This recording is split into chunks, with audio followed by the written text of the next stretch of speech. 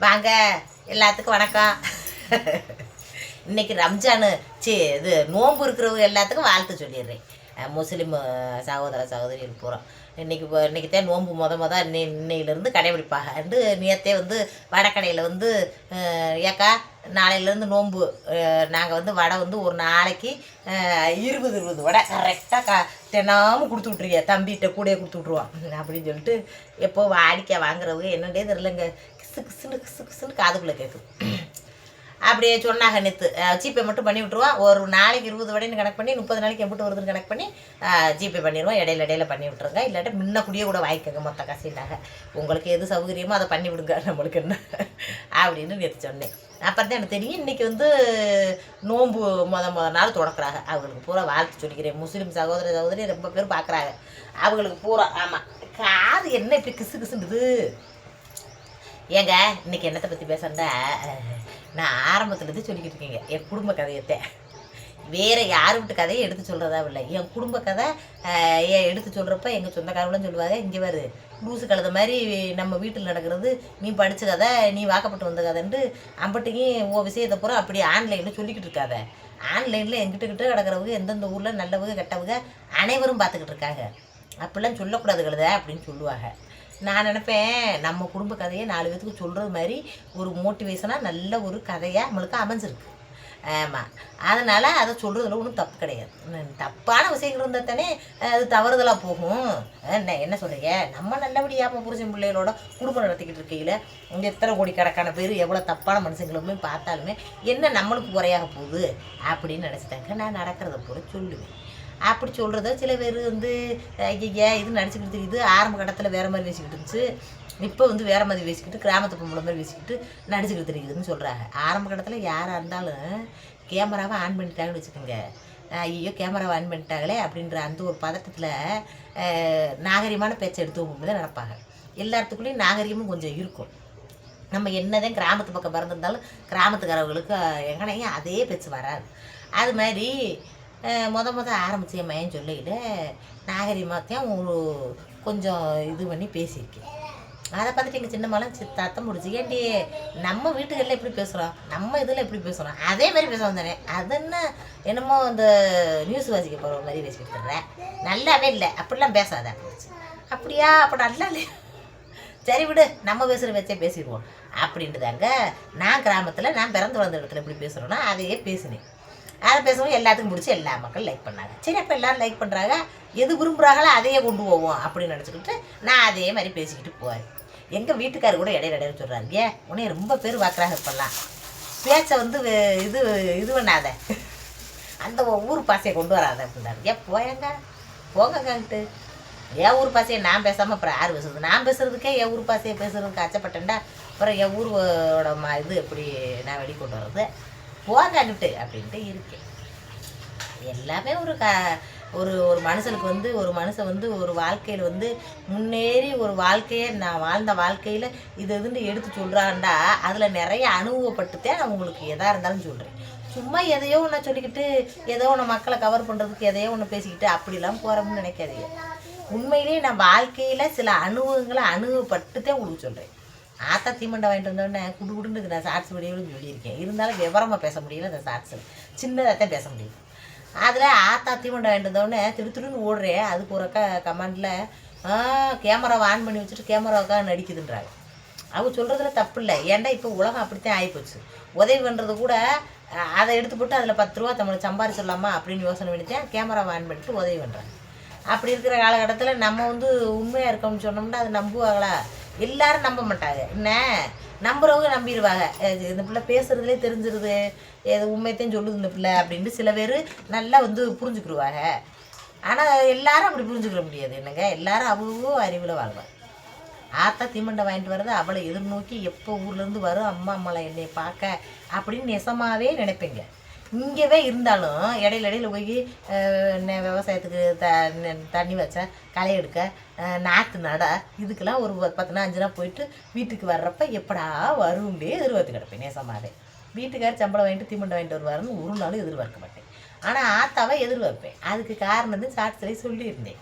அது மாதிரி சின்ன வயசில் நீ ஹாஸ்டலில் சேர்த்துருக்கிறப்ப, ஹாஸ்டல்ன்றது வந்து சின்ன வயசில் கொண்டு போய் சேர்த்தான்னு வச்சுக்கோங்களேன். இப்போ என் மகன் மானசா இருக்கவங்க, அவளை கொண்டு போய் நான் ஹாஸ்டலில் சேர்த்தா அவளுக்கு என்ன தெரியும்னு சொல்லுங்கள். அவளுக்கு ஏதாச்சும் விவரம் புரியுமா? ஒன்றுமே தெரியாது. என்ன, அதுதான் உண்மை. ஆனால் ஆத்தாப்போ, எங்கள் ஆத்தாப்போ நான் குறை சொல்லலை. ஆத்தாப்புக்கு அப்படி ஒரு சூழ்நிலை கடவுள் வாட்சி கொடுத்துட்டேன். அதனால வந்து சரி, நம்மளும் கைகால் சோத்தோடு இருக்கணும், நம்ம பிள்ளையும் நல்லா இருக்கணும்.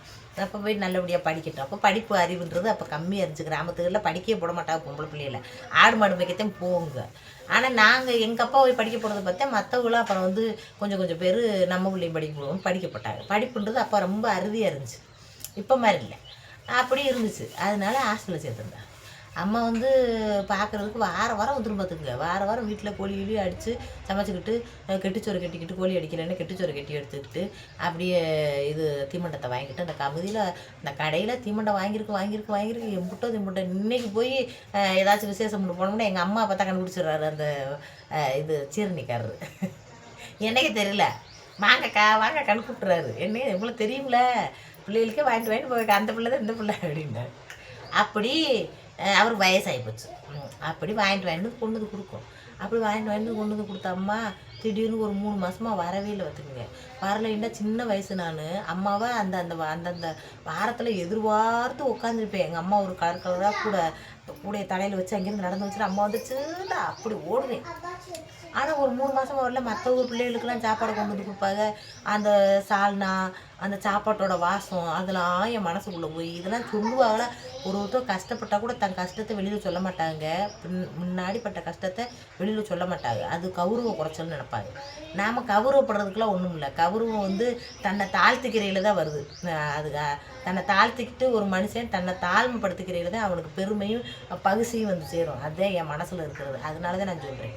ஏன்னா அனுதாபப்படட்டும் அப்படின்றதுக்காக சொல்ல வரேன். ஒரு மனுஷன் தான் வாழ்க்கையில் வாழ்ந்த வாழ்க்கையை மறக்காமல் அந்த கஷ்ட நஷ்டங்களை நினச்சி இன்னமும் வாழ்ந்துக்கிட்டு இருக்கிறப்ப தான் அவன் மேலோங்கி தெரியல, மேலே ஒரு பெரிய ஆளாக எனக்கு தெரியும். அப்படி நான் ஒரு பெரிய ஆளாக நினச்சிட்டேன் உங்களுக்கு சொல்கிறேன். உங்களை வந்து இது சிம்பத்தி பண்ணுறதுக்காகன்னு நினைக்கிறேன். அப்படியே அம்மா வரும் பாருங்க. அப்பா அம்மா வருமே வந்துடும், இன்னைக்கு வருன்னு பார்க்குறேன். எல்லா பிள்ளைகளும் அவங்க ஆத்தாப்போ ஒரு 3 மணியோட பெற்றவங்க வரதை நிப்பாட்டிடுவாங்க மதியம் 3 மணி.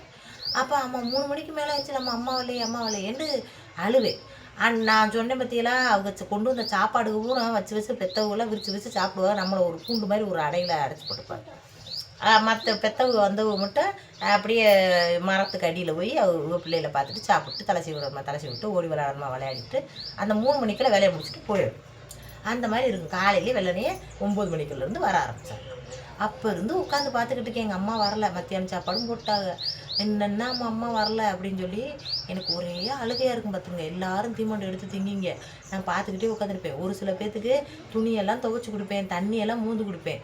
அப்படி கொடுக்குறப்ப கொஞ்சோன்னு சேவு மிச்சர் கொடுப்பாரு, அதை நான் திம்பேன். அப்படி எனக்கு எப்படி அதை சொல்கிறப்ப எனக்கு மனசுக்கு ரொம்ப வேதனையாக இருக்குது. ஆனால் அழுதா உங்களுக்கு சிம்பத்தி கிரியேட் பண்ணுறதா இருக்குமோ அப்படின்னு கொஞ்சம் பயம் இருக்குது. அப்படி இருக்கும். அப்படியே பார்த்துக்கிங்க. அம்மா வரலன்னு 3 மாதம்னா எத்தனை வாரம் வரும்? 4 நாள் 8 நிறைய வாரம் வரும். எல்லா வாரமும் எதிர்பார்க்குறேன், வரல. என் மண்டையெல்லாம் வந்து பேன் பிடிச்சி பேன் வந்து ரொம்ப பற்றிருச்சு.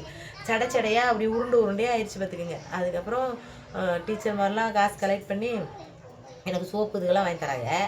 ஆனால் தீமண்டம்லாம் வாங்கி தருவாங்களா. அங்கேயும் கொஞ்சம் சாயந்தரமாக ஈவினிங் டயத்தில் பாசிப்பருப்பை வச்சு போடுறது, அப்படி சின்ன ஸ்நாக்ஸ் கொடுப்பாங்க.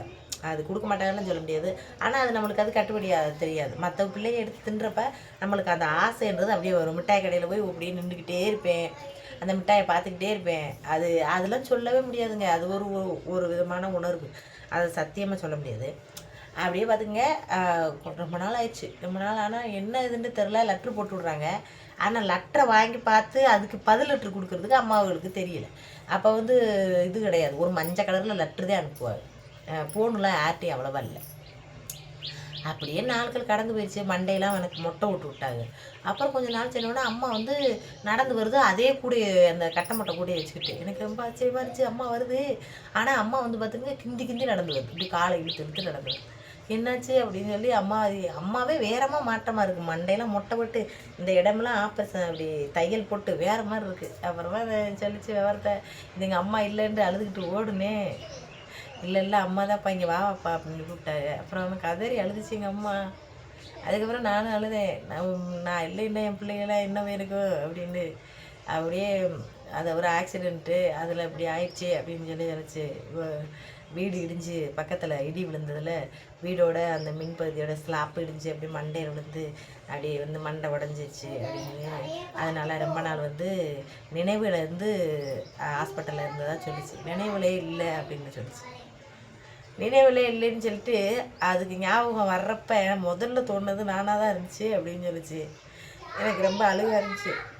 அப்போ எல்லோரும் எங்களை கூடி வந்து இன்றைக்கி எல்லாருக்கும் முன்னாடி எத்தனை பேர் பார்ப்பீங்களோ எனக்கு தெரியாது. இதில் எத்தனை பேர் பார்க்குறாங்க, வீடியோவுக்கு பார்த்து லைக் போட போகிறாங்க, எத்தனை பேர் தள்ளி விட்டு போக போகிறாங்கன்னு எனக்கு தெரியாது. ஆனால் அன்னைக்கு பெற்றவங்க பார்க்க வந்தவங்க பூராமே என்னை சுற்றி நாங்கள் 2 பேரும் கதறி அழுகிறத பார்த்துக்கிட்டு.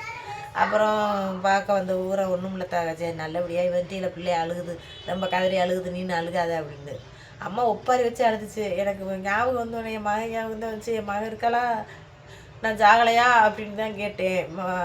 பெட்டை விட்டு எனக்கு ஞாபகம் வரையிலத்தை பெட்டில் இருந்து ஞாபகம் வரையில் என் மகளாக இருக்காளா, நான் சாகலையில், நான் இன்னும் ஜாகலையில் அப்படின்னு தான் கேட்டேன். ஏன்னா அது மண்டையில் வந்து அந்த சென்ட்ரிங்கி மண்டையில் விழுகையில் ஒரு வானத்துலேருந்து ஒரு இடி இறங்கி அப்படியே மண்டையில் விழுந்த மாதிரி இருந்துச்சு. எனக்கு ஒன்றும் தெரியல, அத்தாடி நம்ம பிள்ளைகள விட்டுட்டு போகிறோமே அப்படின்னு தான் விழுந்தேன் அப்படின்னுச்சு. அதுக்கப்புறம் அம்மா பார்த்து அழுதுட்டு அதுக்கப்புறம் நிறைய தின்பண்டமெல்லாம் வாங்கி கொடுத்துட்டு அப்படியே போச்சு. அதுக்கப்புறம் நான் நினச்சிக்கிட்டே இப்போ நம்ம வந்து நிறைய அப்போ வந்து வாரம் வர்றப்போ எனக்கு அதோட அருமை தெரியாது இருக்குங்க. தின்பண்டத்தெல்லாம் பிள்ளைகளுக்கு அள்ளி கொடுப்பேன். எனக்கு தெரிஞ்ச தண்ணி வந்து கொடுக்குறவங்க தலசி விடுறதுக்குங்களாம் வந்து சின்ன வயசாக இருக்கிறதுனால பெரியவங்கள தான் குடிச்சு விட்ருப்பாங்க. 12ஆம் கிளாஸு 11ஆம் கிளாஸ் படிக்கிறவங்க ஒருத்தவங்களுக்கு ஒரு பிள்ளைன்னு என்னை குடிச்சு விட்ருப்பாங்க. அவங்க வந்து என்னை கவனிச்சுக்கிறேன். நான் வந்து அழுக்காவோ அல்லது தலை ஒழுங்காக வராமல் இருந்தால் அவங்கள கூப்பிட்டு அடிப்பாங்க, அவங்களுக்கு பனிஷ்மெண்ட் கொடுப்பாங்க. அப்படி அந்த அக்கா மாருங்க என்னை கவனிச்சுக்கிறப்ப என்னோடய ஸ்நாக்ஸ்லாம் அவங்க எடுத்துக்கிடுவாங்க. சொல்ல முடியாது. அவங்கள்ட்ட போய் சொன்னோம்னா உன்னைக்கு கால் கழுவி விட்டு உன்னை பார்க்குறல்ல, அதனால் ஒத்தி மண்டத்தில் எடுத்துக்கிறதா செய்வாங்க. அப்போ எங்கள் அம்மா என்னை பார்க்க வர்றப்ப அந்த அக்கா என்னை கவனிக்கவே மாட்டாங்க. ஆமாம், அந்த மாதிரிலாம் இருக்கும். ரொம்ப கஷ்டமான சூழ்நிலையில் தான் பிறந்து வளர்ந்து அப்படியே வந்தவன். ரொம்ப கோடீஸ்வர வீட்டில் தப்பு பறக்கலை, ஒரு விவசாய குடும்பத்தில் தான் பிறந்துச்சு. விவசாய குடும்பத்தில் வந்தாலும் பிள்ளைகளை கஷ்டம் இல்லாமல் வளர்த்தப்படணும், அதுகளுக்கு கஷ்டத்தை கொடுத்துடக்கூடாதுன்னு நினைக்கிற தாய் தப்பு தான் இன்றைக்கி இப்போ இருக்கிற சூழ்நிலையும் இருக்காது. எப்போ இருக்கிற சூழ்நிலையும் அப்படி தாய் தப்பு தான் இருப்பாங்க. ஆனால் கஷ்ட நஷ்டத்தை சொல்லி வளர்க்கணும். அதனால தான் என் பிள்ளைகளுக்கெல்லாம் பார்த்துங்க, ஒரு பொருள் இப்போ ஒரு நண்டு வந்து ஒரு சைக்கிள் கடிச்சு, சைக்கிள் கேட்ட உடனே இப்போ வாங்கி கொடுக்குறலாம். ஒரு 500 ஒரு 1000 1500 அந்த சைக்கிளை வாங்கிக்கலாம். 1500 இருக்குது. ஆனால் உடனே வாங்கி கொடுத்தோம்னா அதோட அருமை தெரியாது.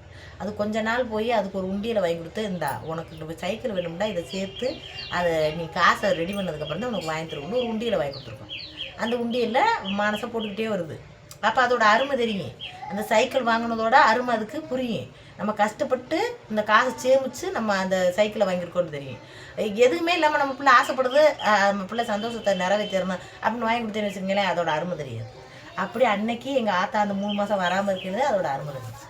அதுக்கப்புறம் நான் அந்த தீமடத்தை ஒத்த பேரிச்சம்பளத்தை எடுப்பேன், பொரியலில் இப்படி தொடுவேன், ஒத்த பொரியல்லையே கடிச்சு தின்றுவேன். அந்த பேரிச்சம்பளத்தை இப்படி சுவஞ்சிக்கிட்டே இருப்பேன். இன்றைக்கி எங்கள் வீட்டுக்காரர் ஒரு பாக்கெட் பேரிச்சம்பளம் வாங்கிட்டு கொடுத்தாருன்னா அதை திங்கிறப்பெல்லாம் எனக்கு தோணும். இந்த பேரிச்சம்பளம் சுவச்சு அது மேலே இருக்கிற தொழிலெல்லாம் உறிஞ்சு ரொம்ப நேரமாக நான் தீமட்டம் திங்கிறேன் அப்படின்றத காட்டிக்கிறதுக்காக நான் அப்படியே நடந்துக்கிடுவேன் பார்த்துங்க. அப்படியே சின்ன வயசுலேருந்து. ஆனால் ஒரு கொஞ்சம் மன பாதிப்பும் உண்டாயிருங்க. சிறு வயசில் போய் ஹாஸ்டலில் சேர்த்து விடுறது, பெத்த தாய் தகப்பன்ட்டு இருந்து சொந்தக்காரங்க வீட்டில் போய் விடுறது, இதெல்லாம் வந்து மனசை பாதிப்பை உண்டாக்கும். அது மாதிரி சின்ன பாதிப்புகள் எனக்கும் இருக்குது. அந்த பாதிப்போட வெளிப்பாடு தான் சில சமயங்களில் இதை சொல்லணும் இதை சொல்லக்கூடாது அப்படின்னு தெரியாமல் நான் பாட்டுக்கு உங்கள்கிட்ட சொல்லிடுறது. சொல்லிவிட்டு இங்கே எங்கள் வீட்டுக்கார் திட்டுவார், இதெல்லாமல் சொன்னேன், இதெல்லாமல் பண்ணேன் அப்படின்னு திட்டுவார். அந்த டயத்தில் எனக்கு தெரியாமல் சொல்லிட்டேங்க, இப்போ என்ன பண்ணுறது அப்படின்ட்டு சில விஷயங்களை இப்போலாம் கேட்டு செஞ்சுக்கிறேன் பார்த்துங்க. அது மாதிரி நீங்கள் அவங்க எல்லோரும் கமெண்ட் பாக்ஸ் சொன்ன மாதிரி இன்னசென்ட்டுன்னா இதை மறைக்கணும் அதை சொல்லணும் அப்படின்னு தெரியாமல் எல்லா விஷயத்தையும் பேசுகிறல்ல, அதுதான் இன்னசென்ட். என்ன அது சொல்லியிருந்தாங்க நிறைய பேர், அது உண்மைதான். விஷத்துக்கே அது உண்மைதான், அது பொய்யெல்லாம் கிடையாது. ஆனால் திறமையாக பறிச்சுக்கிறணும்னு நினைப்பேன். நம்ம இன்னசென்ட்டு நம்மளை யாரும் ஏமாத்திடக்கூடாது, நம்ம யார்கிட்டையும் ஏமாந்துடக்கூடாது. திறமையாக பழச்சிக்கிறணும். அதில் இருக்குது பொம்பளையோட புத்திசாலித்தனம் அப்படின்னு நினைப்பேன். அப்படி திறமையாக பழச்சிக்கிறது நினச்சி தான் எங்கள் வீட்டுக்காருக்கு நிறைய உதவி பண்ணிடணும், நிறைய அவருக்கு பணத்தை கஷ்டம் இல்லாமல் வாழ்க்கையை கொண்டு போயிடணும்னு நினச்சிட்டேன். நான் ஓடி உழைப்பேங்க. அப்படியே ஓடி உழைச்சிக்கிட்டு அப்படியே உங்கள்கிட்டையும் கொஞ்சம் அப்படியே என் கதையை எடுத்து சொல்கிறதுல அதுலேயும் கொஞ்சம் கடவுள் படி இழக்கிறாரு பார்த்துக்கோங்க. நிஜமாகவே கடவுள் படி இழக்கிறாரு. ஒரு அக்கெல்லாம் சொல்லியிருந்தாங்க, நீ காசு சம்பாதிக்கிறதுக்காக நீ இதெல்லாம் போட்டு கட்டுற அப்படின்னு. இல்லவே இல்லை, நாளை இதெல்லாம் உங்கள்கிட்ட பேசுகிறதுனால தான் எனக்கு காசு கொடுக்குறாரு கடவுள். நான் இந்த வீடியோ போடுறதுனால காசு கிடைக்கல, நான் உங்கள்கிட்ட இந்த விஷயத்தெல்லாம் உங்கள்கிட்ட உண்மையாக பகிர்ந்துக்கிறதுனால அதுக்கு ப்ரைஸாக எனக்கு காசு தராரு. அப்படி தான் நான் நினைப்பேன். அது எதையுமே நான் வீடியோவை எடுக்க போகிறோம் அதுக்காக கறி குழம்பு வைப்போம் அப்படின்னு நான் ஒரு நாள் வச்சது கிடையாது. கறி குழம்பு வச்சேன், அதை வீடியோவை எடுத்து சொன்னேன். அதுதான் அந்த உண்மைத்தன்மைக்கு தான் கடவுள் எனக்கு படி இழக்கிறார். அதுக்கு தான் பரிசு கொடுக்குறாரு. அதுக்கு தான் நீங்களும் எனக்கு லைக் பண்ணுறீங்க. ரொம்ப நன்றி, ரொம்ப சந்தோஷம். என்னோட கஷ்டமான வாழ்க்கையில் வாழ்ந்து வந்த கதையை ஆமாம் லைக் பண்ணுங்க என்ன. அப்புறம் எங்கள் வீட்டுக்கார வைவார், லூஸு எல்லாத்தையும் சொல்லிக்கிட்டு அழுகிறியா ஒரு சிம்பத்தியாக நினைக்காது என்னங்க. கஷ்டத்தை சொல்லி உங்ககிட்ட இது சிம்பத்தியாக அழுகிறேன் அப்படின்னு நினைக்காது. அது சொல்கிறதுக்கு மோட்டிவேஷனுக்கு தான் சொல்கிறேன். ஒரு பொம்பளைன்றவ ஒரு பொண்ணுன்றது ஒரு பொம்பளை பிள்ளைய பிறந்து அது குடும்பத்துலேருந்து அப்படியே இது பண்ணி அது வாக்கப்பட்டு அது என்னென்ன நிறைய சிக்கல்களை சமாளித்து சொந்த பந்தங்களோடு சேர்ந்து அப்படியே போகணும். இப்போ ஒரு கல்யாண காட்சிக்கு போகிறவங்க உங்கள் சொந்தத்துக்கு நான் போக மாட்டேன் அப்படின்னு சொல்லிட்டு நிறைய பொம்பளையை வம்பு பண்ணிட்டு வீட்டில் இருப்பாங்க. ஓன் சொந்தத்துக்கு போனால் நான் ஓன் சொந்தத்துக்கு வர மாட்டேன்னு புருஷன் வம்பு பண்ணிக்கிட்டு இருப்பாங்க. அந்த மாதிரிலாம் நான் இருக்க மாட்டேன். எந்த சொந்தமாக இருந்தாண்டா நம்ம சொந்தம், நம்ம புருஷன் விட்டுறது நம்ம சொந்தம் அப்படின்ட்டு குடுக்குன்னு ஓடிடுங்க அந்த விசேஷத்துக்கு. அதைத்தான் உங்கள்கிட்ட நான் விசேஷத்துக்கு போகிறேங்க, கல்யாணத்துக்கு போகிறேங்க, காட்சிக்கு போகிறேங்க எல்லாரும் தானே போவாங்க. ஒரு சில பேர் வேலை பார்த்துக்கிட்டு இருக்கிறவங்க போகவே மாட்டாங்க. வேலை வெட்டின்னு பார்த்துக்கிட்டே நல்லது கெட்டதுக்கு போகவே மாட்டாங்க. புருஷனை அனுப்பி விட்டுருவாங்க. வேலை பார்த்தோம்னா புருஷனை ரொம்ப மட்டமாக நடத்துவாங்க. இதெல்லாம் செய்வாங்க. அதனால தான் புருஷனுக்கு நம்ம எம்பிட்டு மரியாதை கொடுக்குறோமோ அதே மாதிரி தான் வெளி உலகம் அவருக்கு மரியாதை கொடுக்கும். அந்த மரியாதை புருஷன் அவர் ஆம்பளை அதுக்காக கொடுக்கணும் அப்படின்னு கிடையாது. ஆம்பளைன்றதுக்காக அப்படி கிடையாது. அவர் ஒரு நம்மளுக்கு ஒரு மதிப்பு அடிக்கிற மாதிரி நம்ம அவருக்கு ஒரு மதிப்பை அளிக்கணும் அப்படின்றதுக்காகத்தான் கொடுக்கணும். அப்படி தான் நினச்சிக்கிறேன் நான். சின்ன இதில் சொன்னால் கூட நம்ம புருஷன் நல்லதுக்கு சொல்கிறாரு அப்படின்னு நினச்சிக்கிட்டா நம்மளுக்கு இது நம்மளை கண்டிக்கிறாரு, கண்ட்ரோல் பண்ணுறாரு அப்படின்னு நினச்சா அது குத்தமாயிடும். அப்படி தான் நினைக்க மாட்டேன். சரி லைக் பண்ணுங்கள். நான் போய் என்ன சமசா வடையெல்லாம் படைஞ்சு நான் வேலைகளை ஆரம்பிக்கிறேன். அதுக்கு தான் நான் இது நைட்டியோடையே பேசிட்டு ஓடியாந்தேன். அப்புறம் மறுபடியும் சேலையை கட்டிக்கிட்டு மறுபடியும் அவுத்துக்கிட்டு போய் தெரியணும். இன்னும் போய் மாவை படைஞ்சு சமசாவை போடுறேன். லைக் பண்ணுங்கள். போய்ட்டு வரட்டுமா? இது எல்லா முஸ்லீம் சகோதரிகளுக்கும் மறுபடியும் இது நோம்பு இது நான் வாழ்த்த சொல்லிக்கிறேன். வாங்க வடை வாங்குறதுக்கு மதுரையில் இருக்கிறவங்க அம்மா கடைக்கு. சரி போய்ட்டு வரட்டுமா? லைக் பண்ணுங்கள். அப்படி பேர் பண்ணுங்க தான்.